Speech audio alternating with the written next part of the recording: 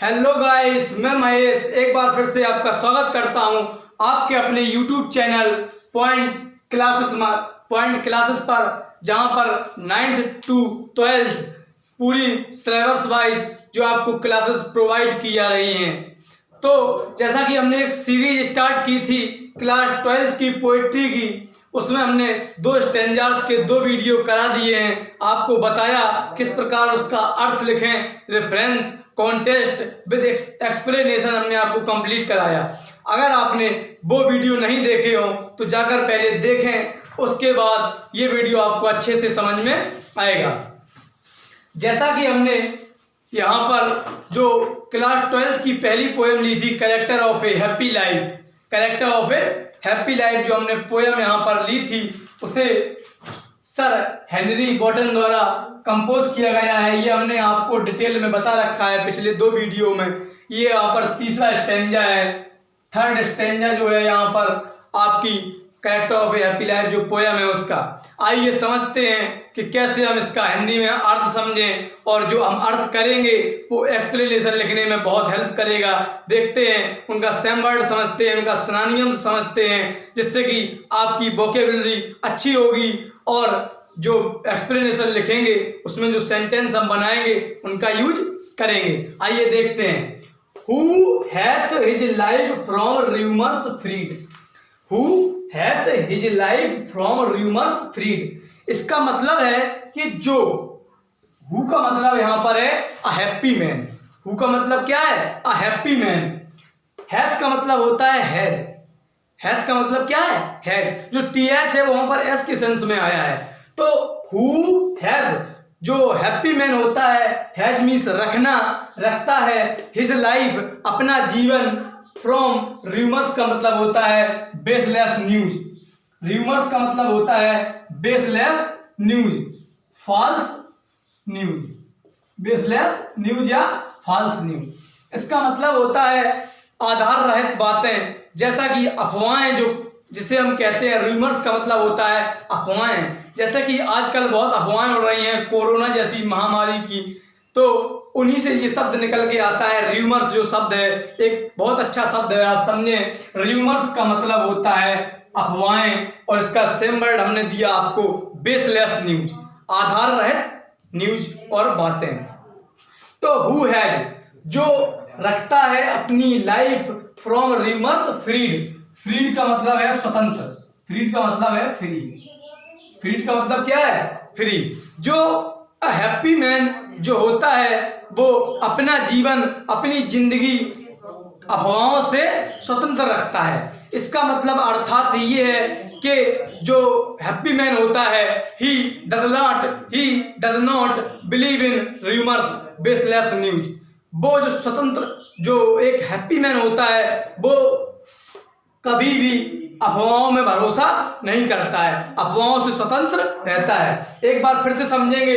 Who hath his life from rumours freed, जो happy man होता है वो रखता है अपनी लाइफ, फ्रॉम मीन्स से, रूमर्स मीन्स अफवाहें, फ्रीड का मतलब फ्री, स्वतंत्र।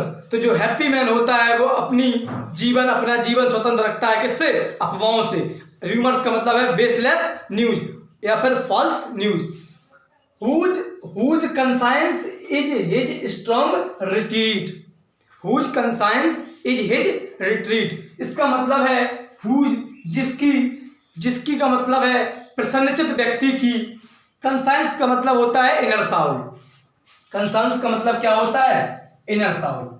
जो ये वर्ड मीनिंग लिखी है ये आप यूज करेंगे उसके एक्सप्लेनेशन लिखने में, तो आपका बहुत अच्छा इंप्रेशन जाएगा।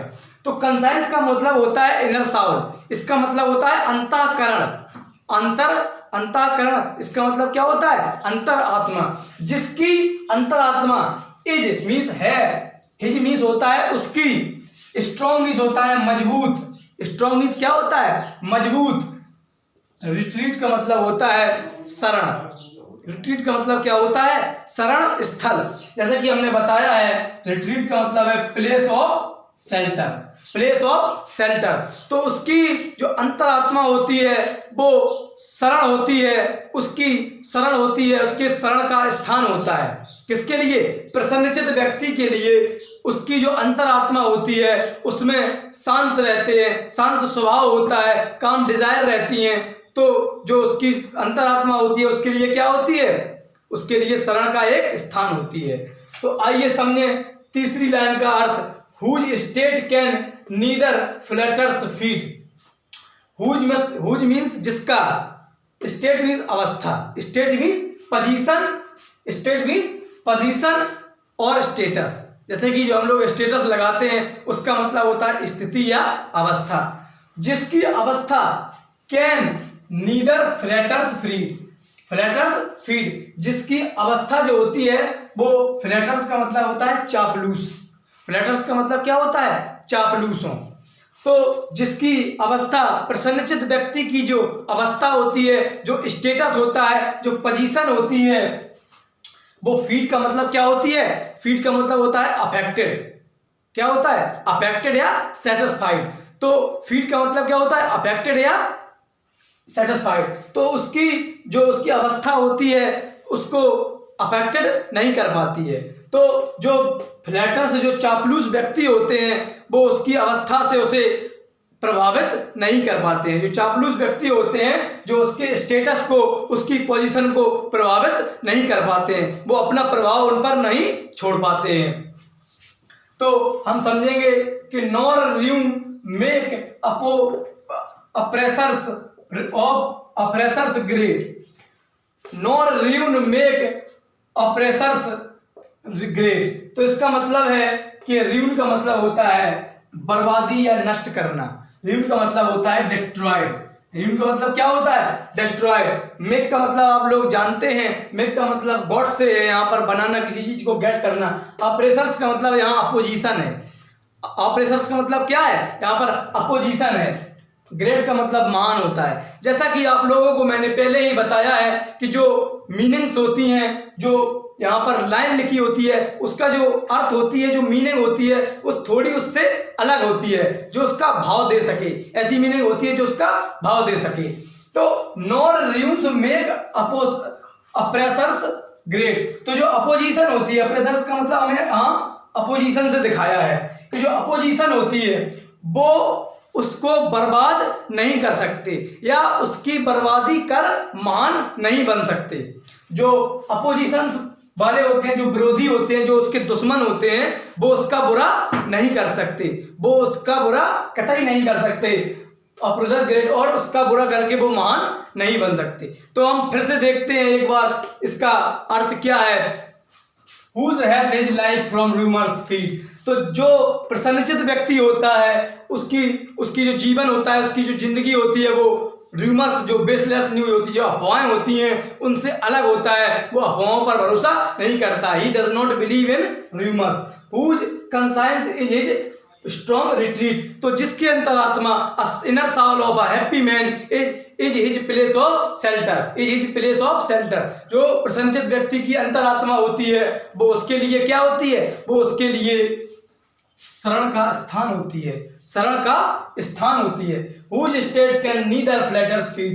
और जो फ्लैटर्स, जो चापलूस होते हैं वो उस व्यक्ति के स्टेटस को, उस व्यक्ति की पोजीशन को, उस व्यक्ति की स्थिति को फ्लैटर्स जो होते हैं वो सेटिस्फाइड नहीं कर पाते, प्रभावित नहीं कर पाते, अफेक्टेड नहीं कर पाते। Not ruin make oppressors great. जो अपोजिशन होती है, अप्रेसर्स का मतलब होता है अपोजिशन या एनेमी, अपोजिशन से या एनेमी, अपोजिशन से या एनेमी। जो दुश्मन होते हैं उसके, वो उसे उसका बुरा करके, उसकी र्यून मीन्स बर्बादी करने के पश्चात कभी महान नहीं बन सकते। उसकी बदनामी करने के बाद वो कभी, उसकी बुराई करने के बाद वो कभी महान नहीं बन सकते हैं। अब हम लोग देखेंगे इसका रेफरेंस कॉन्टेस्ट, हमने आपको बताया है पिछले वीडियो में, तो हम इसका बताएंगे आपको कैसे कॉन्टेस्ट और एक अच्छा एक्सप्लेनेशन लिखें।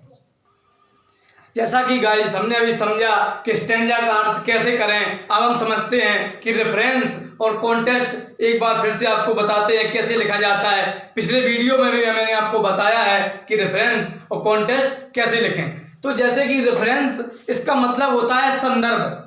तो रेफरेंस लिखने के लिए हम समझते हैं कि this stanza has been taken from the poem Character of a Happy Life composed by famous poet Sir Henry Wotton. अगर यहाँ पे लिखा होता दिस स्टैंजा की जगह दीज लाइन्स तो भी सही होता, तो हम ऐसे लिखते these lines have been taken from the poem Character of a Happy Life composed by great poet Sir Henry Wotton. तो आप लोगों ने समझा कि एक रेफरेंस हम कैसे लिखें। आइए देखते हैं कि कॉन्टेस्ट हम लोग कैसे लिख सकते हैं और अपना इंप्रेशन दिखा सकते हैं। तो कॉन्टेस्ट का मतलब होता है संदर्भ, तो हम प्रसंग, तो हम देखें कि प्रसंग कैसे लिखें, कैसे हम पोयम के बारे में बताएं, कैसे हम स्टैंजा के बारे में बताएं।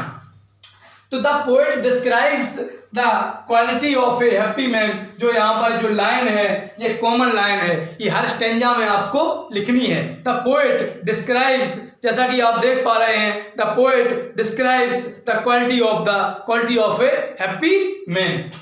तो ही सेज, वह कहता है, कौन कहता है? पोएट, कवि कहता है that a calm and balanced man is always happy। तो एक शांति प्रिय और संतुलित व्यक्ति, काम का मतलब होता है शांति प्रिय, काम का मतलब क्या होता है? शांति प्रिय, CALM, तो एल जो यहाँ पर साइलेंट वर्ड है इसलिए हम इसे काल्म न पढ़कर काम पढ़ेंगे। तो आ काम and balance man is always happy, तो कवि कहता है कि एक शांति प्रिय और संतुलित व्यक्ति हमेशा खुश रहता है, हमेशा खुश रहता है। He is free from anxieties and worries of the world। जैसा कि हमने पिछले स्टैंजा में पढ़ा था, एक पंक्ति यहाँ पर आ गई है, He is free from anxieties and worries of the world। वह सांसारिक चिंताओं से मुक्त रहता है, वह सांसारिक चिंताओं से घिरा हुआ नहीं रहता है। तो आप लोगों ने समझा कि कैसे रेफरेंस और कॉन्टेस्ट लिखते हैं। हम कॉन्टेस्ट आपको एक बार फिर से बताते हैं, पर हम देखते हैं एक्सप्लेनेशन कैसे लिखी जाएगी। The poet describes the quality of a happy man, तो पोएट यहाँ पर जो कवि है वो एक प्रसन्नचित्त व्यक्ति के गुणों की तुलना, एक गुणों की व्याख्या करता है। ही सेज, वह कहता है, अ काम and balance man is always happy, एक शांति प्रिय और संतुलित व्यक्ति हमेशा खुश रहते हैं। तो समझें, he is free from anxieties and worries of the world, वह सांसारिक चिंताओं से हमेशा मुक्त रहता है। कौन?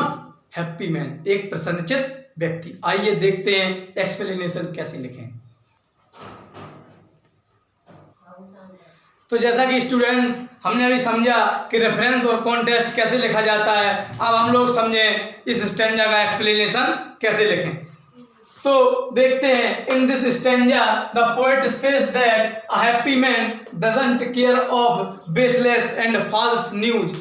अब हम समझते हैं कि जो इन दिस स्टैंजा, इन पंक्तियों में, इस स्टैंजा में द पोएट सेज, कवि कहता है दैट कि अ हैप्पी मैन, एक प्रसन्नचित्त व्यक्ति, डज नॉट केयर, चिंता नहीं करता है, of baseless and false news, आधार रहित बातें जो अफवाहें होती हैं उनकी चिंता नहीं करता है। तो हमने समझा कि जो कवि कहता है कि जो प्रसन्नचित्त व्यक्ति होता है वो अफवाहों की चिंता नहीं करता है। The poet says that a happy man doesn't care of baseless and false news. तो कवि कहता है कि जो प्रसन्नचित्त व्यक्ति होता है वो बेसलेस न्यूज, आधार रहित बात, जो र्यूमर्स थी, हमने उसे लिखा बेसलेस न्यूज और फॉल्स न्यूज। तो जो प्रसन्नचित्त व्यक्ति होता है वो अफवाहों की परवाह नहीं करता है। आइए दूसरी पंक्ति का समझते हैं अर्थ। The inner soul of a happy man is his place of shelter. Inner soul और ऑफ अ हैप्पी मैन, इसका मतलब होता है, इनर सॉल हैप्पी मैन का मतलब होता है प्रसन्नचित्त व्यक्ति की अंतरात्मा, एक प्रसन्नचित्त व्यक्ति कई अंतःकरण। तो एक प्रसन्नचित्त व्यक्ति की जो अंतरात्मा होती है is his place of shelter, जो शरण स्थल, प्लेस ऑफ शेल्टर का मतलब होता है शरण का स्थान या शरण स्थल। जो अंतरात्मा होती है प्रसन्नचित्त व्यक्ति की, वही उसका शरण स्थल होती है। And gives him peace and rest, और जो उसकी अंतरात्मा होती है वो उसे देती है शांति और रेस्ट मीन्स आराम, शांति और रिलैक्सेशन। रिलैक्सेशन का मतलब रेस्ट देती है आपको। तो हमने समझा inner Saul a happy man is shelter of place of shelter. तो जो प्रसन्नचित्त व्यक्ति की अंतरात्मा होती है वो उसका शरण स्थल होती है। And gives him peace and rest, और उसे क्या देती है, शांति और रेस्ट देती है। रेस्ट को हम कहेंगे रिलैक्सेशन या रिलैक्स। तो आगे देखते हैं, his position and status is not affected by the flatters। तो उसकी जो पोजीशन होती है, उसकी जो स्थिति होती है वो, और जो उसका स्टेटस होता है वो चापलूसों के द्वारा अफेक्टेड नहीं होता है, चापलूसों के द्वारा संतुष्ट नहीं होता है। एक प्रसन्नचित्त व्यक्ति जो होता है वो चापलूसों की परवाह नहीं करता है। He doesn't care of flutters, वह चापलूसों की परवाह नहीं करता है। तो वह क्या करता है, His position और status is not affected by the flutters. जो पोजीशन होती है, जो उसका स्टेटस होता है वो चापलूसों के द्वारा प्रभावित नहीं होता है, वह चापलूसों के द्वारा संतुष्ट नहीं होता है। या हम कह रहे हैं पोजीशन और status is not satisfied by the flatters, चापलूसों के द्वारा संतुष्ट नहीं होता है। अब हम समझे the opposition and enemy can never be destroyed his life. जैसा कि हमने समझा था कि जो हमारे अपोजिशन वाले होते हैं, जो विरोधी होते हैं, हमारे जो विरोधी होते हैं, विरोधी एंड एनिमी, अपोजर्स को हमने लिखा था अपोजिशन, अपोजर्स को क्या लिखा था हमने, अपोजिशन। तो opposition and enemy can never be destroyed his life. जो अपोजिशन वाले होते हैं वो उसका जीवन नष्ट नहीं कर सकते, वो उसकी लाइफ डिस्ट्रॉयड नहीं कर सकते। यहाँ पर रियून को हमने लिखा है डिस्ट्रॉयड, जो रियून था उसे हमने लिखा है डिस्ट्रॉयड। तो जो अपोजिशन होती है वो उसकी जिंदगी बर्बाद नहीं कर सकती, can never be destroyed his life because, इसका कारण जो है बिकॉज मीन्स क्योंकि, he doesn't think wrong of anyone, वो किसी के बारे में गलत नहीं सोचता है। जो प्रसन्नचित्त व्यक्ति होता है he doesn't think wrong about anyone या ऑफ एनीवन। जो प्रसन्नचित्त व्यक्ति होता है वो किसी के बारे में कभी गलत नहीं सोचता है। आइए एक बार हम इसका क्विक रिवीजन करते हैं, उसके बाद वीडियो का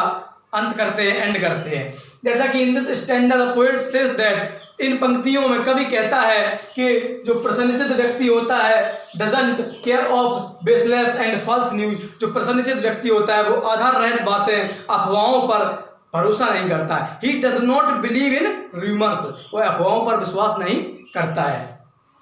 the inner Saul of a happy man is his place of shelter. जो उसकी अंतरात्मा होती है, जो इनर साउल होती है, जो कंसाइंस होती है, वो उसका शरण स्थल होती है, उसके अंदर मन में ही रहती है, जो उसकी शरण स्थल होती है।